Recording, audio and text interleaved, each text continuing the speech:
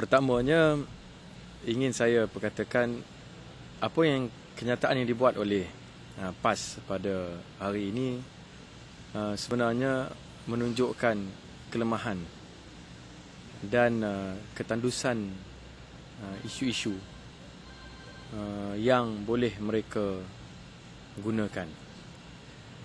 Kerana boleh lihat sajalah, soal untuk memilih calon-calon itu terletak kepada budi bicara kepimpinan parti masing-masing.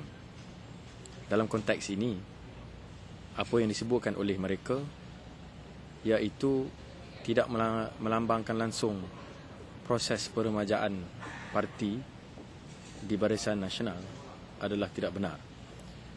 Kerana 15 orang calon adalah terdiri daripada kepimpinan generasi muda negeri Perak. Jadi saya amat berterima kasih dan bergembira terutama kepada Yang Amat Berhormat Datuk Seri Najib selaku pengurusi Barisan Nasional Malaysia dan juga kepada Yang Amat Berhormat Datuk Seri Diraja Dr. Zambri Abdul Kadir selaku pengurusi Barisan Nasional Negeri Perak kerana dengan ikhlas telah menunaikan janji mereka untuk menengenahkan calon-calon muda yang lebih ramai berbanding dengan pilihan raya terdahulu.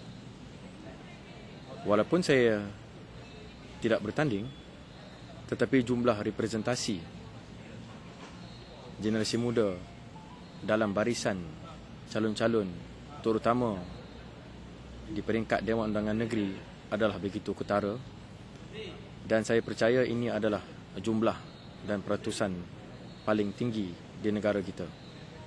Dan sudah tentulah ini sekali lagi melambangkan keikhlasan Yang Amat Berhormat Datuk Seri Najib dan juga Yang Amat Berhormat Datuk Seri Dr. Zambri dalam melaksanakan proses dan agenda transformasi politik dan peremajaan parti kita.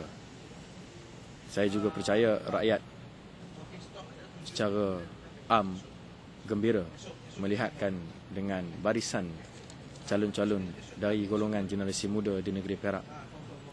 Kerana pemimpin-pemimpin muda yang diketengahkan ini adalah terdiri daripada mereka yang begitu komited, yang bersemangat, yang bertenaga dan memiliki ilmu pengetahuan, pengalaman yang telah pun didedahkan dalam gerak kerja kepartian dan juga komitmen mereka untuk memberi perkhidmatan terbaik kepada rakyat itu telah pun mereka buktikan sebelum ini.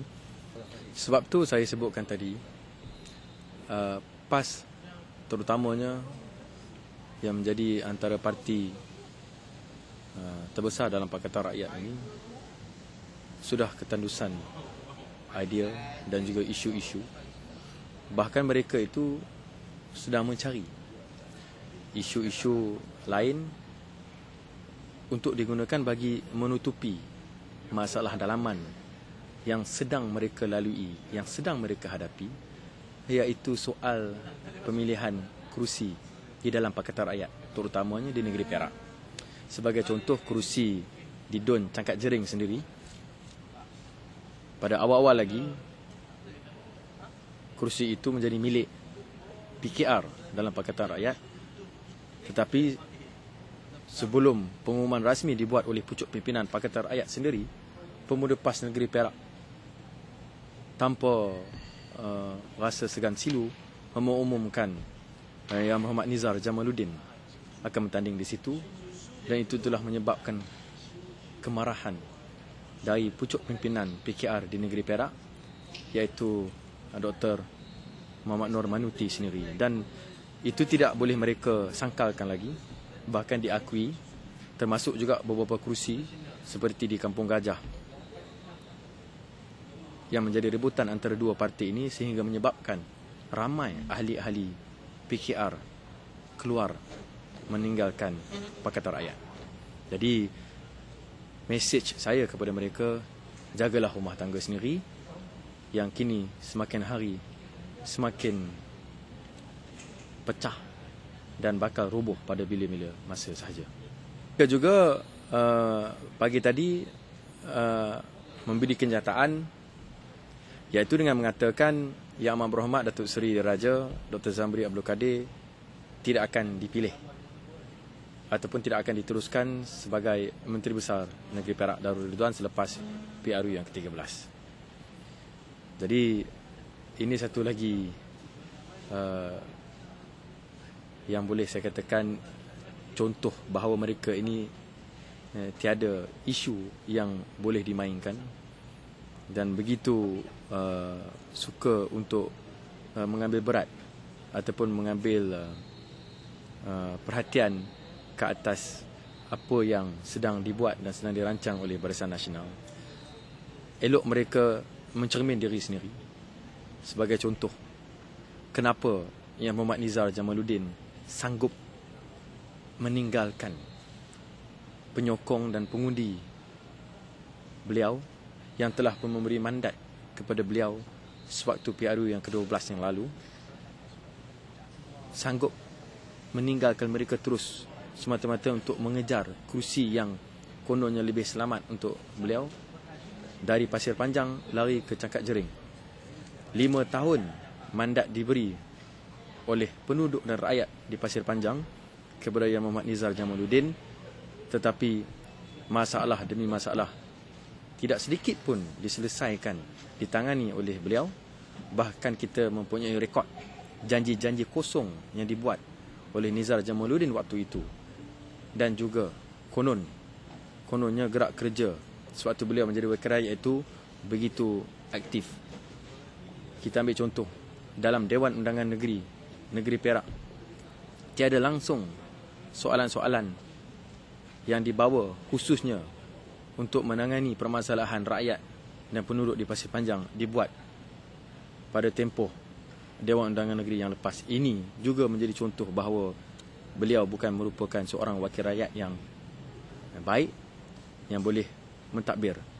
Dan untuk pengundi di Dun Cangkak Jering, silalah tanya pengundi-pengundi di Dun Pasir Panjang apa yang Nizar telah lakukan, dan mereka sepatutnya menolak Nizar Jamaluddin di Dun Cangkak Jering pada PRU ke-13 ini.